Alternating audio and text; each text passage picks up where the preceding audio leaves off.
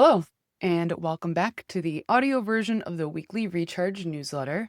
I am your trusty host, burnout and identity coach, and brain spotting practitioner, Renae. And if you stumbled over here from the Hustle Rebels podcast, welcome. If you like what you hear, I will leave the link to subscribe to the weekly Recharge so that you can be a part of the OG fam as well. Otherwise, hop on board and off we go. You're not bad at communicating. You're just transmitting on the wrong frequency. Here are some of the things that we're going to cover this week. The weird science of wetness and why you've never actually felt it. Why adaptation is your nervous system's superpower. What to do when words stop working in relationships.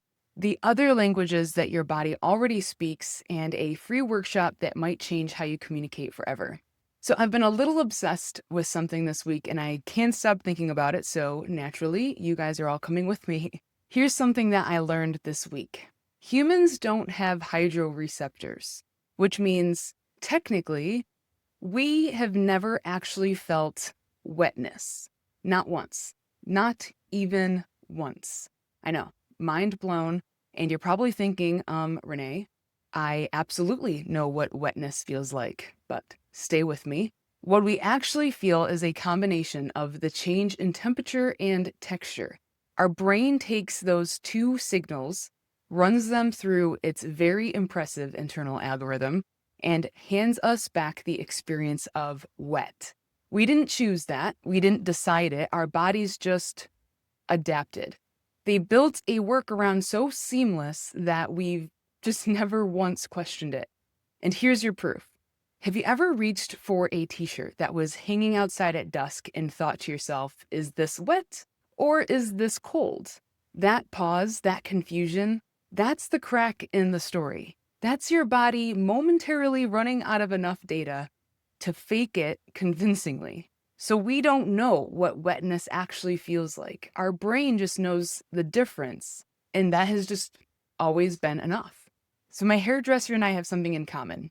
We are both basically blind without our glasses. And we accept that fate. I nearly ate the floor walking back from the shampoo bowl the other day because I had taken my glasses off for the cut. And we were laughing about it when she said something that brought me back to the wetness obsession. She was trying to describe to someone with perfect vision what it actually feels like to take your glasses off when your vision is actually terrible. It's not just that you can't see, but that everything becomes such a blur that you can't even distinguish color from the void. And she had said, I couldn't tell you what color your eyes were. She said, not because I can't see color, but because there's nothing distinct enough left to attach it to. And then she said, I don't even know how to explain it to someone who hasn't felt it. And honestly, that's what hit me. Because how often are we doing that? Trying to translate an experience across a gap that the other person simply just doesn't have the receptor for yet. Think about the last time a conversation with someone you love went sideways. You said what you meant, and you meant what you had said, but somehow it still just didn't land. What if the problem isn't that they weren't listening? What if they just don't have the receptor for the way that you're transmitting? Here's what I keep coming back to. If our bodies figured out wetness without a single receptor for it, if we built an entire workaround using temperature and texture and just made it work, then we are capable of far more adaptation than we give ourselves credit for. So when verbal communication hits the same wall for the 10th time, maybe the question isn't, why won't they just understand me? Maybe it's, how can I adapt? What other language is available to me? What am I transmitting that I haven't named yet? Because here's what I do know. We are all emitting a frequency. Nikola Tesla figured that out in the late 1800s. And we're emitting it constantly without realizing it. It's not something that you read or hear or even see. It's something that you feel, a universal language that exists underneath all of the words that we keep reaching for. And most of us have never been taught how to understand it, let alone speak it on purpose. Some of you caught a glimpse of this last week when I mentioned the sheepdog framework. The idea that the energy in a room, in a relationship, in a dynamic can be shifted. Like a sheepdog moves a field, not by force, but by presence. And I've been sitting with that framework for this last week, shaping it, finding its edges, and it finally has a name now. Energetic intelligence, the relational rewire.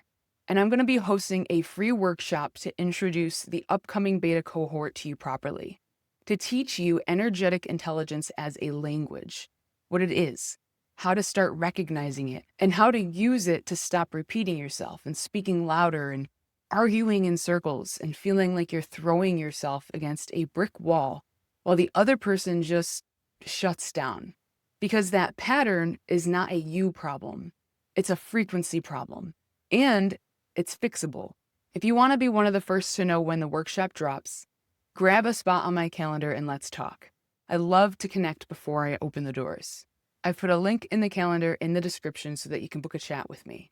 This week's nervous system regulation practice is going to be notice before you speak, the frequency check-in. Before your next difficult conversation, I want you to pause and ask, what am I actually feeling right now? Not thinking, feeling. And then I want you to notice what's in your body. Is there tightness, warmth, distance, pull, whatever is there without editing it? And then ask yourself, is this something that I can put words to, or is it something I'm going to have to transmit in a different way? Let that question sit. You don't have to solve it.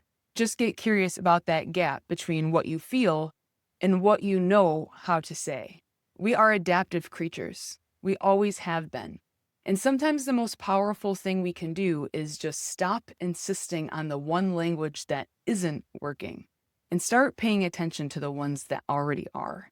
And then this week on the Hustle Rebels podcast, in case you missed this week's episode, I got pretty personal. And this one is a solo episode about the beliefs driving your burnout that you never actually chose, and why changing your habits, your schedule, even your job title won't touch them. I even share a story that I've never told publicly and break down why behavior change keeps failing without identity work underneath it. If something in your life keeps feeling stuck no matter what you do, I recommend that you start here.